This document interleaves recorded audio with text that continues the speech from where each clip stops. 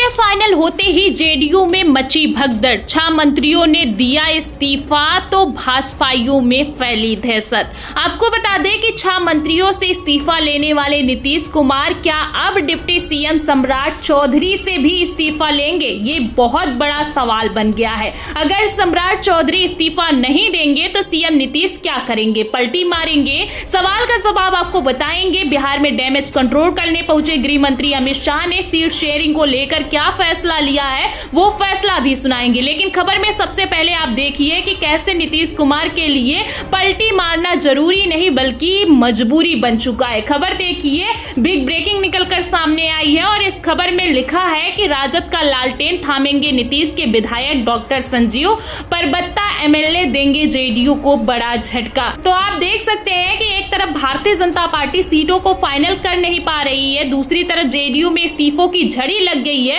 पहले तो कई पदाधिकारियों ने सामूहिक इस्तीफे दिए, ये खबर हमने आपको बताई ही थी। अब जब जेडीयू के विधायक ने तेजस्वी यादव के साथ मीटिंग कर ली तो तहलका मच गया। दरअसल वही जेडीयू विधायक संजीव कुमार है जिन्होंने पहले तो एसआईआर का खुलकर विरोध किया और अब उस विरोध के बाद पलटी मारने के लिए तैयार खड़े हुए हैं। वैसे भी अगर देखा जाए तो संजीव कुमार के लिए ये कोई बड़ी बात नहीं है। आपको बता दें कि ये वही जेडीयू विधायक है जिन्होंने 2024 में एनडीए सरकार के शक्ति परीक्षण के दौरान विधायकों की खरीद फरोख्त करने की कोशिश की, एनडीए की सरकार को गिराने की कोशिश की।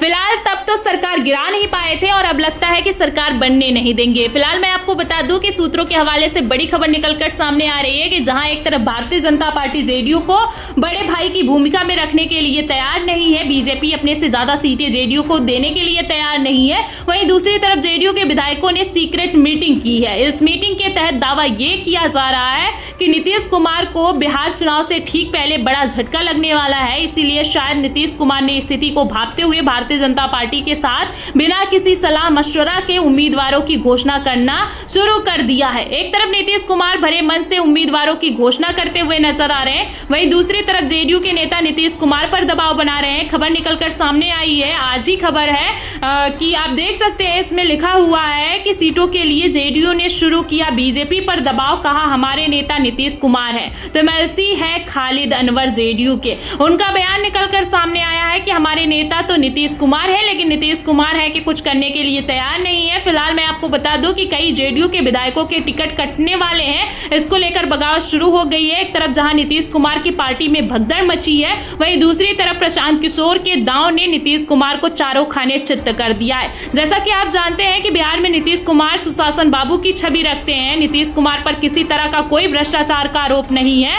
नीतीश कुमार जब भी भ्रष्टाचार के आरोप के तहत किसी मंत्री को पकड़ते हैं तो उसका इस्तीफा लेकर दम लेते हैं, लेकिन इस बार स्थिति उल्टी पड़ती हुई नजर आ रही है। एक तरफ जहां प्रशांत किशोर ने डिप्टी सीएम सम्राट चौधरी से लेकर नीतीश कुमार के करीबी मंत्री अशोक चौधरी को लेकर बड़े बड़े दावे किए हैं, वहीं दूसरी तरफ नीतीश कुमार ने चुप्पी साध रखी है। सम्राट चौधरी को लेकर प्रशांत किशोर ने कह दिया है कि ये 7वीं पास है और तो और मर्डर केस के आरोपी है, इसे जेल में डाल देना चाहिए। अशोक चौधरी को लेकर दावा किया जा रहा है कि इन्होंने 200 करोड़ से ज्यादा का घोटाला किया है, मतलब मंत्री पर भी आरोप है, डिप्टी सीएम पर भी आरोप है और इन आरोपों के बीच नीतीश कुमार की हालत खराब हो गई है। क्योंकि मैं आपको बता दूं कि पिछली सरकारों में नीतीश कुमार ने अपनी ही सरकार के 6 मंत्रियों के इस्तीफे ले लिए थे। एक तरफ जहां प्रशांत किशोर ने आरोप लगाए, वहीं दूसरी तरफ भारतीय जनता पार्टी के पूर्व केंद्रीय मंत्री आरके सिंह ने भी कमान संभाली है।